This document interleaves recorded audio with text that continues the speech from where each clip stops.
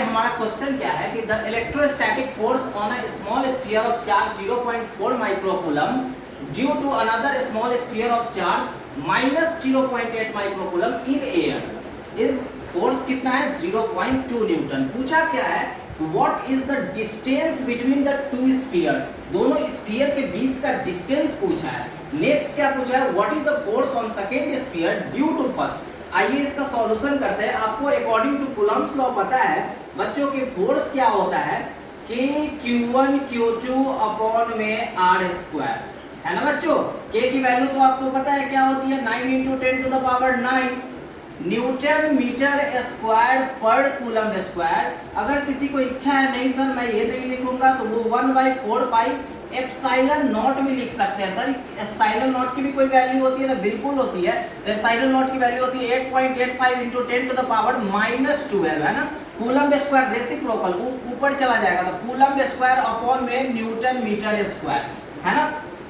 तो यहाँ k की वैल्यू आपको पता है बच्चों। क्वेश्चन में क्या दे रखा है Q1 दे रखा है। Q1 कितना दिया हुआ है सर, तो Q1 इक्वल टू 0.4 माइक्रोकूलम है। तो सर 0.4 माइक्रोकूलम का क्या मतलब हुआ, तो 0.4 into 10 to the power -6 coulomb. Okay sir. Q2 कितना दिया हुआ है, तो Q2 देखो बच्चों दिया हुआ है -0.8 माइक्रोकूलम, तो -0.8 माइक्रोकूलम, है ना।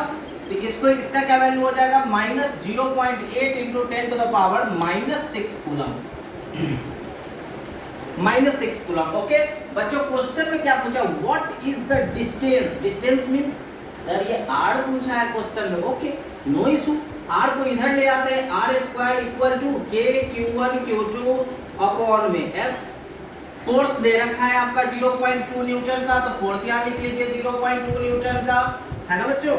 उसके बाद r स्क्वायर यहाँ से निकालना है तो r स्क्वायर लिख दिए। k की वैल्यू पता है 9 into 10 to the power 9। q1 आपको दिया हुआ है कितना 0.4 into 10 to the power -6, 0.4 into 10 to the power -6 multiply q2 कितना दिया हुआ है, मैग्नीट्यूड इसका लेते हैं, है ना, नेगेटिव साइन है 0.8 into 10 to the power -6। Okay sir divide इसको कर दीजिए फोर्स से, फोर्स कितना है 0.2।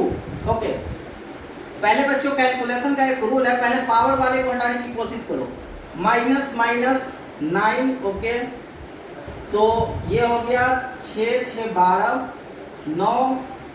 ओके -3 9 तो 0.4 0.8 8 4 जा 32, यानी यहाँ पे बचेगा 144 इंटू 10 टू द पावर -4।